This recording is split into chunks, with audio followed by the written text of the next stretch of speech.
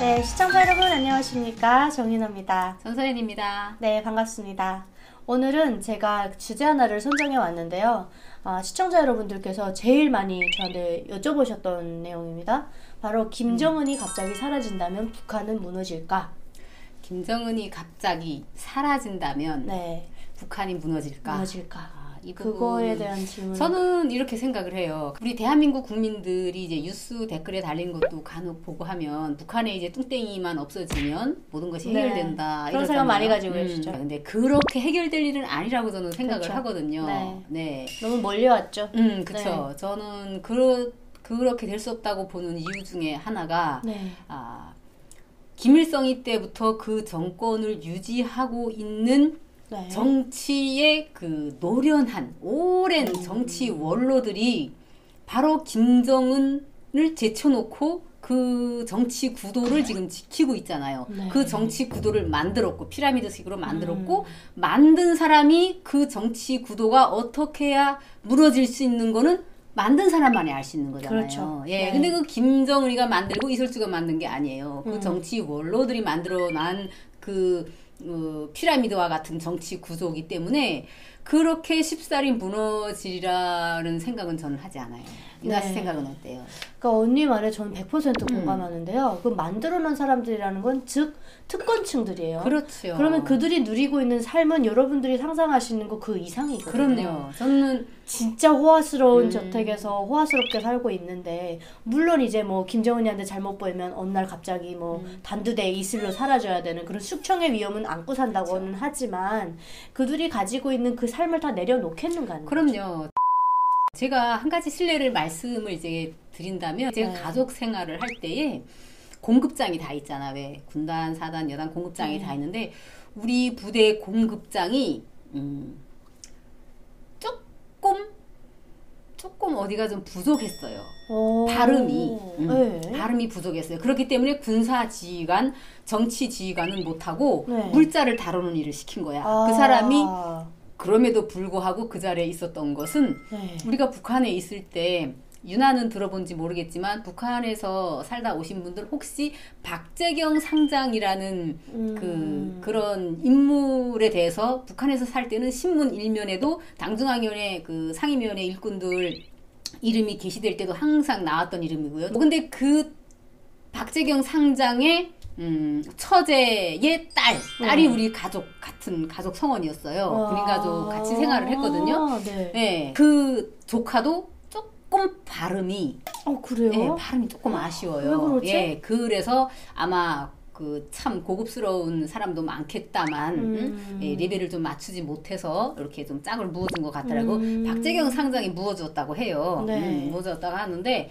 그렇게 있었거든요. 근데 그 공급장이라는 자리가 살기가 좋아요. 일단 네. 물자를 그렇죠. 가지고 하기 때문에 또 네. 군단급의 공급장이면요 어마어마하죠. 어마어마한 불을 네. 축적할 수가 있어요. 몇 톤씩이죠? 집배경만 있다면 네. 예, 뭐 대대, 중대, 사단 뭐 이 정도에서는 뭐 몇 톤을 가지고 움직일 수 있지만 군단에서 공급장이시면 진짜 5톤, 10톤도 하루 일이 아침에 아니죠. 내가 돈을 만들 수 있는 이런 맞아요. 자리거든요. 네. 근데 물론 그 보위부에 걸리면 꼴떡 없이 그냥 뭐 네. 주고 나가는 일이지만 네. 그래서 어마어마한 군수 물자를 겁도 없이 팔아먹는 사람이에요. 그 아하. 사람은. 예, 그러니까 그 사람의 가족하고 밀접하게 우리 가까워질 수 있었던 게 하도 군수 물자를 팔아먹으니까 보위부에 계속 눈에 든 가시예요. 아하. 근데 또 언니네 집 쪽은 또 보이고. 그렇지. 그러다 보니까 그럴 때면 마누라가 어디를 가? 평양을 가. 이모부지. 박재경 만나 박재경 만나러 박재경 가는 거야. 만나러 가는구나. 그 남편 별 떨어지지 않게 해달라고 거길 가라.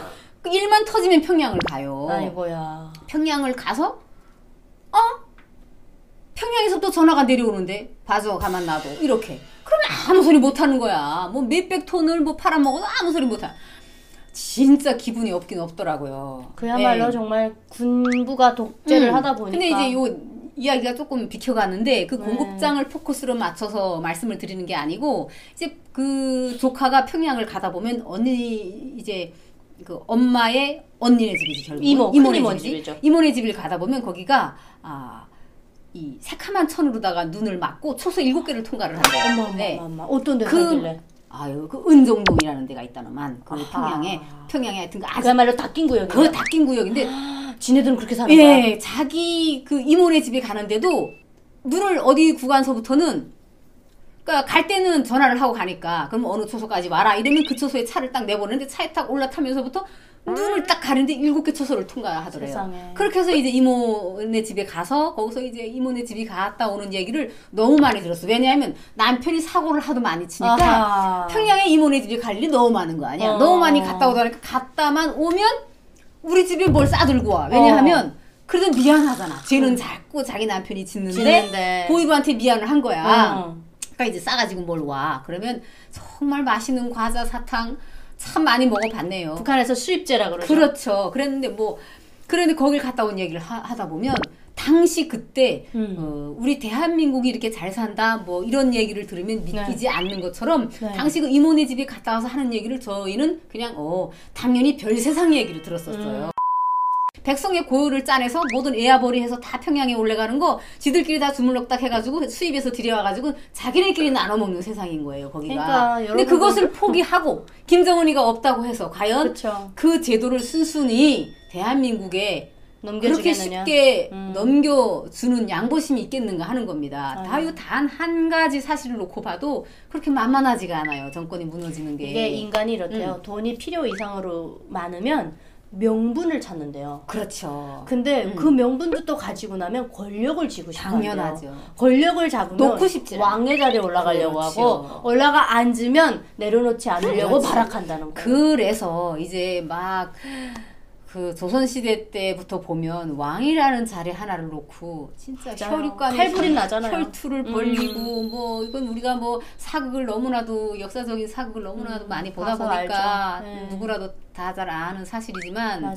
김정은이 하나 없어진다고 해서 북한 체제가 없어진다는 것은 사실 이제 무리한 판단이라고 저는 생각을 그리고 김정은이 해봅니다. 올라갈 때 그 사람들 자체가 다 김일성, 김정일 때부터 넘겨오던 당연히. 사람들이잖아요. 그러다 보니까 숙청도 많이 그렇죠. 일어났고 그러면서 지금은 좀 자기 사람들로 옆에 이제 끌어놓는 것 같은데 뭐 이번에 뭐 리병철, 박정천 이런 사람들 보니까 좀 새로운 사람들을 끌어올려다 하는 것 같아요. 그렇게 하면서 또 자기만의 사람을 만드는데 언니가 말씀하셨던 것처럼 김정일은 파티 정치를 했대요. 맞아요. 이자처럼 이런 고급진 것들을 가져다가 다 자기를 받들어 모시는 사람들한테 줘버리는 거예요. 무조건. 계속. 사람들 굶어 죽어나가든 말든 상관 안 하고. 그렇기 때문에 저 정권을 유지하는 사람들은 김정은 단 한 사람이 아니라 그 둘러싸고 있는 특권층들만의 또 그런 거죠. 그렇죠. 그러다 보니까 핵도 막 만들려고 그러면 만들어내고 그렇죠. 누구 하나 청권에 들고 김정은 쏴주는 사람 없잖아요.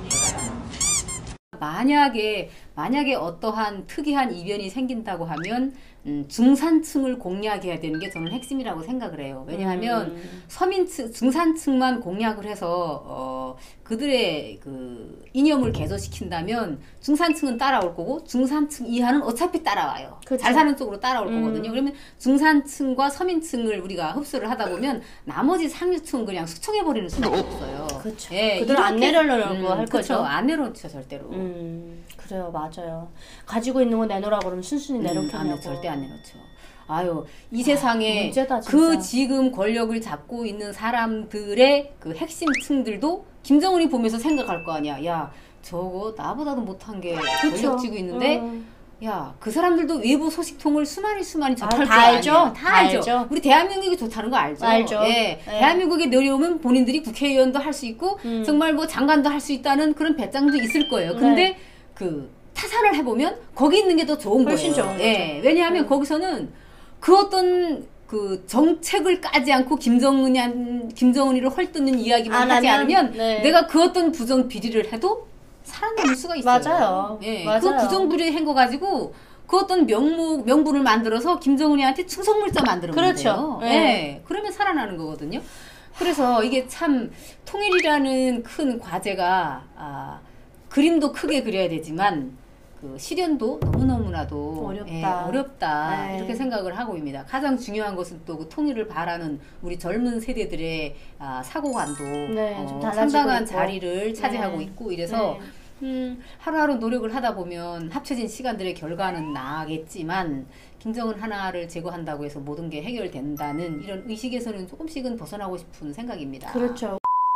그래서 그런 거에 대한 질문을 많이 해주시기 때문에 오늘은 또 이제 소연 언니와 또 왜냐면 소연 언니 가족은 북한의 어떻게 보면 지도층이잖아요.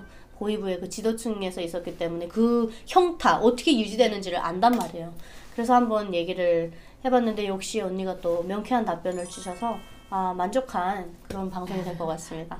네, 시청자 여러분들 저희와 함께 또 긴 시간 이렇게 시청해 주셔서 너무너무 감사합니다. 저희는 또 다음 시간에 인사드리겠습니다. 감사합니다. 즐거운 하루 되세요.